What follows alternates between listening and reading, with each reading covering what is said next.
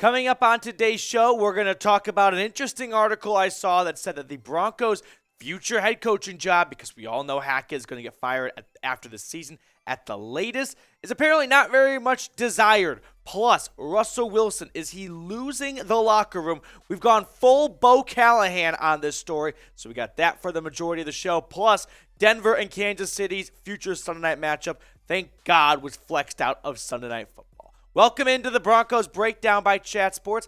I am your host, Matthew Peterson, and is winter coming, right? Believe it or not, could things be getting worse for the Broncos? No one wants to hear this right now, but unfortunately, that is the pill we might have to swallow, that things might have to get a lot worse before they can get better. Heavy.com, which isn't a, fantastic site for breaking and confirmed news sources, but they did write an interesting article about how the Broncos head coaching job will not be wanted. An anonymous scouting director, that was a tongue twister, said that Wilson looks done, but they are married to him, so they need to build around him for next year. But good luck getting free agents. Remember, none of the really good candidates will want that job. So with that being said, I've got some pros and cons for whoever is interviewing to be the 2023 Broncos head coach, because there is without a doubt that Hackett will get fired. Here are my three pros. There's new owners, the richest owners, might I add, too, in the NFL. So they got some deep pockets. So as a coach, you can go, all right, these are going to be some owners that want to spend money and don't want to just, go 500 and make a profit. The new guy might have some belief that they could resurrect Russell Wilson, right? That they believe, Hackett screwed Russ up. I can recapture a Russ that played really well not too long ago. Just go back to 2020. And you are inheriting a great defense. Those are my three pros. The cons, you are stuck with Russ's contract. He's not going anywhere next year, and probably not even the year after that at the very least. Also, Denver would be on their fourth head coach since 2017. So as a head coach, you look at that and go, well, I don't want to be one and done like the last guy. I'd rather go somewhere where I can have a couple more years to prove myself. And Denver, as it stands right now, only has $13 million in salary cap space for 2023. The cap is a myth, but it's not a whole lot of money they can spend. Here's my pitch to Dan Quinn, Frank Reich, or Sean Payton, whoever might be interviewing for this job in January. The Broncos have a first-round draft pick, so that's enticing. I know that that's pretty par for the course, but I got to include it because there's not a whole lot of other things you can bring to the table. You can maybe recapture old Russ, right? That would be a project that Sean Payton, who has talked about Russell Wilson being misused, could look at this and go, you know what? While everyone sees a bad situation, I see a potential really good opportunity to take over a team that's got a, eight-time Pro Bowl quarterback at the helm. I can do something with this team. And also, this is a historic injury-plagued season for the Broncos, right? Losing how many offensive linemen? Losing your starting running back, one of your starting receivers, Justin Simmons going on IR, losing Ronald Darby for the season. The next coach might go, the injury luck has been so bad this year. Next year, a little bit more healthy, and with an older version of Russ, I could really turn this thing around really quickly and not have it be a 2 to 3 year rebuild. Now, right now, if I had to guess, I think these are going to be the 5 teams that probably end up firing their head coach. The Chargers might enter this mix if they miss the playoffs, but right now it feels pretty confident to say that Cliff Kingsbury is probably going to be done in Arizona. The Texans are probably going to move on from their one-year coach, Lovie Smith. The Panthers already fired, right, Matt Rule. The Broncos, I think, are going to fire Hackett, just a question of when. And then same thing like the Panthers for the Colts. They already moved on from their head coach. If I had to rank these expected vacancies, I think Arizona is probably the most appealing to someone like Dan Quinn, who's probably going to be one of the most lucrative coordinators interviewing for jobs because you have Kyler Murray. And if you are looking for a head coaching job, the number one spot is, hey, who's got a quarterback that is already there, right? I don't have to go to the draft and hope I can find one. The Texans, they got a boatload of picks, so that's going to be enticing. You got Dameon Pierce. Carolina Panthers, they're just a little bit better than the Broncos. I don't think they have a whole lot to bring to the table. They are in quarterback limbo. The Broncos, I put at 4 over the Colts, mostly just to raise morale. They're probably last if I'm being really honest, but if you can somehow believe you can recapture old Russell Wilson, yeah, that would make that job a bit more enticing. Now, we're not going to do replacements on today's video. I'll tell you why in a moment. But who do you want to be the next head coach for the Broncos? Is it Dan Quinn? Is it Sean Payton?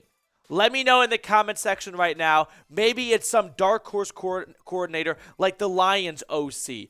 I'm a little weary of going the route of first-year head coach again after seeing how it didn't work very well with Hackett, with Fangio, and on and on and on. All right.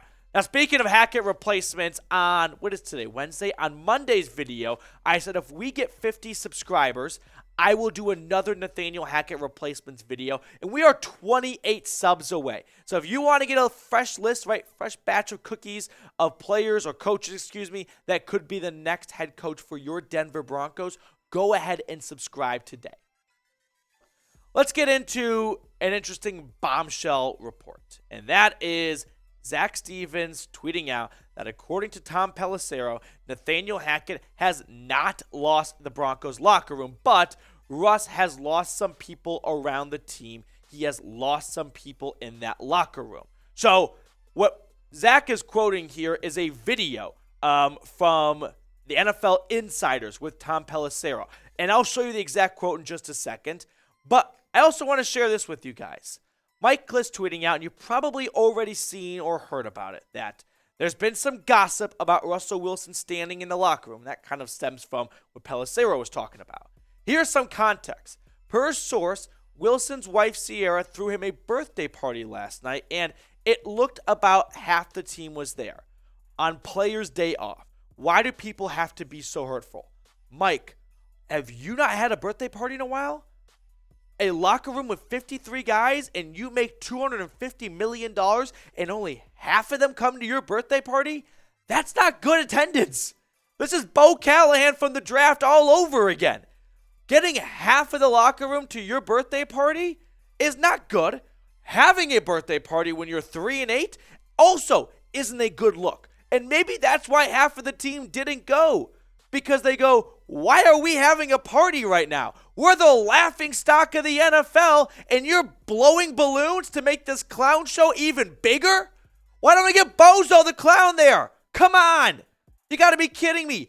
Do not publicize a birthday party when you are 3-8. And to half the guys that went there, I don't know if I should be mad or just commend your bravery, because you know if you don't go to the birthday party of your quarterback who's got an office in the locker room, who's making $250 million and isn't going anywhere, making $57 million this season and playing like someone who should donate $57 million back to the team this year, yeah, you're put in a tough position, but acting like half of the locker room going to your birthday party is a good sign that he hasn't lost the locker room? Mike, dude, come on. You got it backwards. That's not a good sign. This is a horrible visual. The clown show continues. Oh, all right. Here is what we got this quote from earlier, but let's look at this other quote, though. Don't worry, Trace on the ones and twos is going to fix it. So it's from Tom Pelissero on the Insiders. You go to Denver, you don't play well out of the gate. That's when the questions begin. Everybody knows how much money you make, and they see the post that you are putting up, win or lose. And they are seeing the memes of Broncos Country. Let's ride. One of the things I have consistently heard about is Nathaniel Hackett, for everything that's gone wrong and what people are saying about his job right now, he has not lost that locker room. Russ has lost some people around that team. He has lost some people in that locker room. I am not shocked at all. We know Russell Wilson, before even getting traded to Denver, he brings, I wouldn't say baggage, but he brings a bit of a circus with him, right? He's got his entourage. He's got his social media team posting slow-mo videos of him walking into the locker room when you're 3-7. That kind of stuff, it rubs people that aren't making $57 million the wrong way. Because the guys that are making $900,000 are looking at that going, hey, dude, I know you're set for life, but some of us, we aren't. So could you not act like we're 8-3, instead act like we're 3-8, and maybe dial it down Also, Russell Wilson, he's a bit of a cheeseball. We know this. His social media can be a bit out there. That's got to be really tough to put up with when you are 3-8 and Russ is acting like you're 8-3, right? In terms of just not what he says internally, but what he puts out, right? His Twitter, the way he talks to the media and whatnot, it can be a bit like mind-numbing of how tone-deaf can you be right now? Stop saying let's ride. Stop posting these cringy tweets about you slow-mo walking into the locker room. Shut it down for a bit, Russ. Stop tweeting. Have your social media team go, maybe it's not a good idea to do a slow-mo of you in a really expensive suit walking into the locker room when you're 3-8 and you have an offense that is historically bad, averaging 2 touchdowns a game, the worst in 50 years. Maybe you should, get off of that sauce for a moment. Now, we're going to wrap up today's show with a couple more stories in just a moment, but our sportsbook partner, BetUS, is going to stick by Broncos Country. They're going to continue to offer you guys a 125% deposit bonus when you go to chatsports.com/bet. Use promo code Broncos125. Don't bet on the Broncos. Don't do it. You can bet on the under. I will allow you to bet on the under. Don't take Denver this week in Baltimore. You are setting yourself up to be hurt. Chatsports.com/bet. Promo code Broncos125. All right. So, thank goodness gracious. The Broncos, as you probably already heard, have been flexed out of the Sunday night game next week against Kansas City. It's been moved to 2 p.m. and a big sigh of relief because this has just been an embarrassment, right?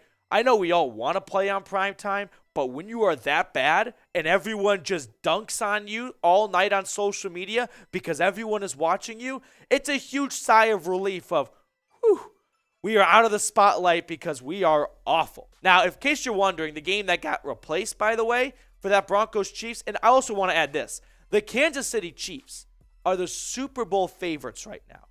They have Patrick Mahomes. You know how bad you have to be in the NFL's eyes to take that, no matter who they're playing, out of prime time? I mean, they are keeping the Cowboys Colts in Sunday Night Football this week because it's the Cowboys, but the Colts they view are as bad as they are. They're not bad enough to take Dallas out of prime time. But Denver, we're going to take that out. And we're going to put the Dolphins-Chargers game at Sunday night instead. Adam Schefter tweeting out that the NFL flexed the Dolphins-Chargers game, and we'll throw it on screen for you, into this slot on Sunday Night Football December 11th. So that is going to be a much better game to watch. The rest of the schedule for Denver, they've got the Ravens this week. Then they have Kansas City now at that 2 p.m. slot instead. Then they've got the Cardinals. Then on Christmas Day, they go to the Rams, and that's going to be a brutal game to watch, especially with the way these two teams are playing. I don't know if either team will have more than 4 wins on Christmas Day. We're talking about the reigning Super Bowl champs and the Broncos, the team who had such huge expectations this year. Then they go to Arrowhead in Week 17, and they wrap up the season at home against the Chargers. I've asked this question before, and I want to revisit it to kind of round out today's show. Who do you blame more, Russell Wilson or Nathaniel Hackett? I probably have been more harsh on Nathaniel Hackett. I just don't think I had the time to go 50-50 on both. It kind of alternates days, whichever guy pisses me off most in the morning. I can appreciate this about Hackett. At least he's honest. Meaning, at least he can read the room, and he knows that he has all of Broncos Country breathing down his neck, and he's not going in front of the media and deflecting blame. He's doing, honestly, an outstanding job as a PR guy. Maybe that should be his job. He's doing great at PR. Head coach, not so much. Russ, the tone deafness, it just irks me beyond belief. All right, that's going to do it for us on today's show. Appreciate all of you guys who have already subscribed. If you have not already, please go ahead and do so. I'm going to sign off and see you all later with more Broncos news and rumors.